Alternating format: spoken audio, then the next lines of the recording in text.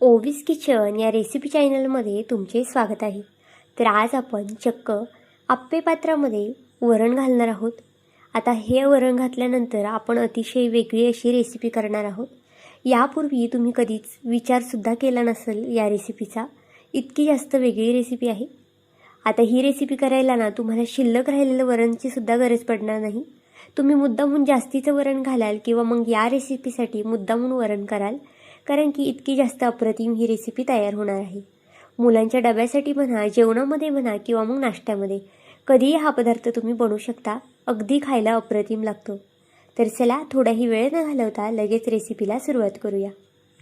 त्याआधी जर चॅनलवरती नवीन असाल आणि चॅनलला अजूनही सबस्क्राईब केलं नसेल तर नक्कीच एक लाईक आणि एक सबस्क्राईब करून घ्या, कारण की नवीन यूट्यूबरसाठी तुमचं एक लाईक एक सबस्क्राईब हे खूप जास्त मोलाचं असतं.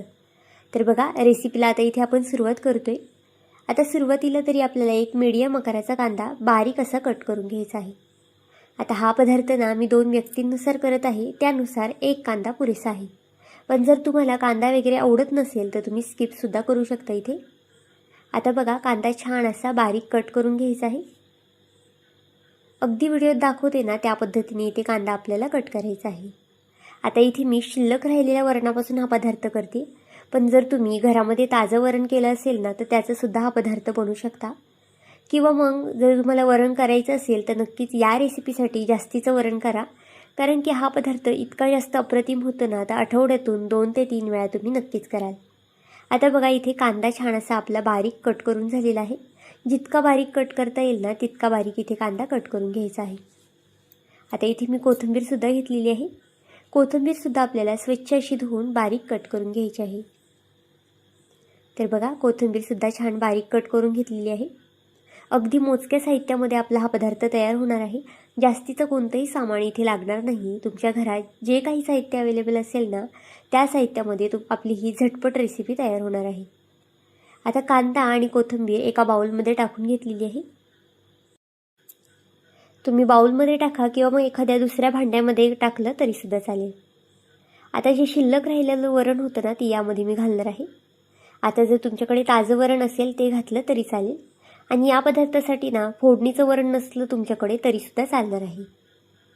आता बघा मिरच्या वगैरे ज्या आहेत ना त्या मी इथं काढून घेणार आहे, कारण की लहान मुलांसाठी हा पदार्थ करते, त्यामुळे आपण वरणासाठी मिरच्या वगैरे मोठे चिरून टाकतो, त्यामुळे त्या काढून घ्या. आता यामध्ये आपल्याला इतर कोणतंही साहित्य घालायचं नाही किंवा इतर कोणतेही पदार्थ ॲड करायचे नाही आहेत, कारण की वरणामध्ये अगोदर जिरी मोहरीची फोडणी दिलेली आहे, टोमॅटो आहे आणि कढीपत्ता वगैरे सुद्धा आहे, लसूण आहे, त्यामुळे अजून काही सामान यामध्ये घालायचं नाही. आता इथे मी अर्धी वाटी बारीक रवा घेतलेला आहे. रवा इथे मी बारीक वापरलेला आहे. तुमच्याकडे जर जाड रवा असेल तर तो तुम्ही मिक्सरच्या भांड्यामध्ये फिरवून घेतला तरी चालेल. आता रवा इथे मी भाजून वगैरे सुद्धा घेतलेला नाही, कच्च्या रव्याचाच आपल्याला इथे वापर करायचा आहे. पण जर तुमच्याकडे घरामध्ये भाजलेला रवा असेल ना तो वापरला तरी चालेल. आता त्याच वाटीने इथे मी पाणी घेतलेलं आहे. तर जितका रवा घेतला होता ना त्याच्या निम्मं तुम्हाला इथे पाणी घालायचं आहे. आता पाण्याचं प्रमाण वरणानुसार सुद्धा ठरू शकतं. जर तुमचं वरण दाटसर असेल तर पाणी थोडंसं जास्त लागू शकतं, आणि जर पातळ असेल तर पाणी नाही घातलं तरी चालेल. आता बघा पाणी टाकून छान असं हे बॅटर मिक्स करून घेतलेलं आहे. यामध्ये तुम्ही 2 ते 3 चमचे पोहे वाटून घातले ना तरी चालेल. तर बघा बॅटर आपल्याला जास्तसुद्धा पातळ करायचं नाही, इतकी थिकनेस आपल्या बॅटरची पुरेशी आहे. आता यामध्ये चवीनुसार मीठ घालून घेतलेलं आहे. मीठ इथे लक्षपूर्वक घालायचं आहे, कारण की आपण फक्त रवा घातला आहे ना तितकंच मीठ घालणार आहोत, कारण की वरणामध्ये सुद्धा मीठ आपण घातलेलं होतं, त्यामुळे मीठ अगदी थोडंसं घाला. आता अगदी थोडंसं यामध्ये इनो घालायचं आहे. इनो घातल्यामुळे हा पदार्थ छान फुलला जातो, जाळीदार तयार होतो. शक्यतो मुलं कधी डाळ भात खायला कानकूस करतात आणि मग डाळ भात खातीसुद्धा नाही, आणि जर डाळ तुम्हाला द्यायची असेल तर तुम्ही कोणत्या पद्धतीने देऊ शकता हे सुद्धा सुचत नाही. तर नक्कीच हा पदार्थ त्यांना बनवून द्या, ते नक्कीच आवडीने खातील आणि नेहमी हाच पदार्थ करून मागतील. तर बघा इनो घातल्यानंतर पुन्हा छान असं मिक्स करून घेतलेलं आहे. यामध्ये तुम्ही गाजर वगैरे सुद्धा किसून घालू शकता किंवा मग सिमला मिरचीचा सुद्धा वापर करू शकता किसून वगैरे. आता आपलं पीठ तयार आहे. जास्त वेळ इनो घातल्यानंतर आपल्याला हे पीठ असंच ठेवायचं नाही.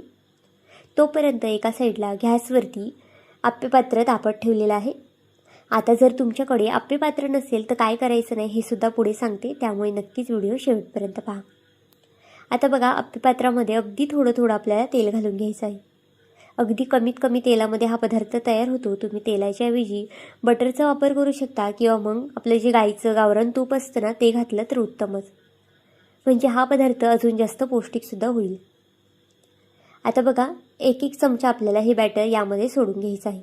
सुरुवातीला कढपासून सोडायचं आहे, कारण की मधला भाग जास्त लवकर तापतो, त्यामुळे सुरुवातीला कढपासून आपल्याला हे सोडून घ्यायचं आहे.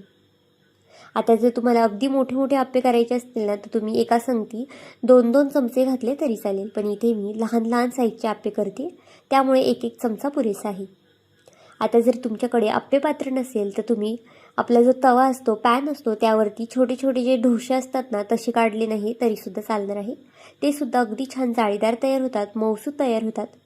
मुलांच्या डब्यासाठी सुद्धा तुम्ही हा पदार्थ बनवून देऊ शकता. अगदी पौष्टिक आहे, हेल्दी आहे. जर तुम्हाला यामध्ये चीज वगैरे घालायचं असेल ना तर ते सुद्धा तुम्ही इथे वरून किसू शकता, म्हणजे हे आप्पे दिसायला सुद्धा छान दिसतात आणि मुलांना सुद्धा खायला नक्कीच आवडतील. आता बघा, जितकं बॅटर होतं ना तितकं यामध्ये मी हे सोडून घेते. बघा, गॅसची फ्लेम अजिबातच इथे फास्ट वगैरे गेलेली नाही, मी अगदी स्लो गॅस ठेवायचा आहे. आप्पे पात्र पातळ असल्यामुळे लगेच मग खाली करपू शकतं, त्यामुळे शक्यतो गॅस स्लो ठेवा. आता बघा, जितकं बॅटर सगळं होतं ना तितकं मी यावरती सोडून घेतलेलं आहे. अगदी छान असा याचा फ्लेवर येतो. आपण नेहमीच पाणी वगैरे टाकून आप्पे बनवतो, पण नक्कीच या पद्धतीने वरण वगैरे टाकून आप्पे बनवा, मुलांनासुद्धा आवडतील आणि याची टेस्टसुद्धा अगदी वेगळी लागते आणि तितकीच पौष्टिकसुद्धा आहे. आता बघा, सगळं बॅटर यामध्ये आपण टाकून घेतलेलं आहे. आता हे झाकण ठेवून आपल्याला एक 3 ते 3.5 मिनटासाठी शिजून द्यायचं आहे. तर इथे बघा, 3 ते 4 मिनटासाठी इथे मी झाकून ठेवलं होतं आणि आपले आप्पेसुद्धा छान असे फुललेले आहेत. कधी कधी पहिला घाणा करताना ना थोडंफार चिटकूसुद्धा शकतं. जर तुमचं आप्पे पात्र चांगलं असेल तर चिटकणार वगैरे सुद्धा नाही, पण इथे बघा, पहिला घाणा करताना माझ्याकडून थोडंफार चिकटलेलं आहे. आता एक साईड पलटी करून घेतलेली आहे आणि दुसऱ्या साईडने सुद्धा थोडा वेळ झाकण ठेवून आपल्याला याला एक वाफ काढून घ्यायची आहे. आता दुसऱ्या वेळेस इथे मी फक्त 1 ते 2 मिनटंच ठेवलेलं होतं, कारण की रवा आहे आणि वरण आपलं जे आहे ना ते तर शिजलेलंच आहे आणि रवा शिजायला फारसा काही वेळ लागत नाही. आता बघा, हे सुद्धा आप्पे आपण एक पलटी करून घेऊया. खालच्या साईडने छान गोल्डन रंग येऊन द्यायचा आहे, म्हणजे हे आप्पे खायलासुद्धा अगदी छान लागतात. अगदी मऊसूत असे होतात, वरनं थोडेसे क्रिस्पी आणि आतून छान मऊसूत होतात. तर इथे पाहू शकता किती छान असे टम्म फुगलेले आहेत. जर तुमच्याकडे इनो नसेल ना तर त्याऐवजी तुम्ही सोडा वगैरे सुद्धा घालू शकता, म्हणजे अजून छान हे आप्पे फुगतील. आता हे आप्पे तयार झालेले आहेत. एका प्लेटमध्ये सुद्धा इथे मी काढून घेतलेले आहेत. बघा, आतमधून सुद्धा अगदी मऊसूत झालेले आहेत, वरणंसुद्धा अगदी मऊसूत दिसत आहे आणि छान फुगलेले सुद्धा आहेत. तुम्ही हे आप्पे मुलांना सॉससोबत देऊ शकता किंवा मग एखाद्या चटणीसोबत किंवा नुसते खाल्ले ना तरीसुद्धा अगदी तितकेच छान लागतात. तर आजची ही रेसिपी तुम्हाला कशी वाटली मला हे कमेंट करून नक्की सांगा. आणि चॅनलवरती नवीन असाल, चॅनलला अजूनही सबस्क्राईब केलं नसेल तर नक्कीच एक लाईक आणि एक सबस्क्राईब करून घ्या.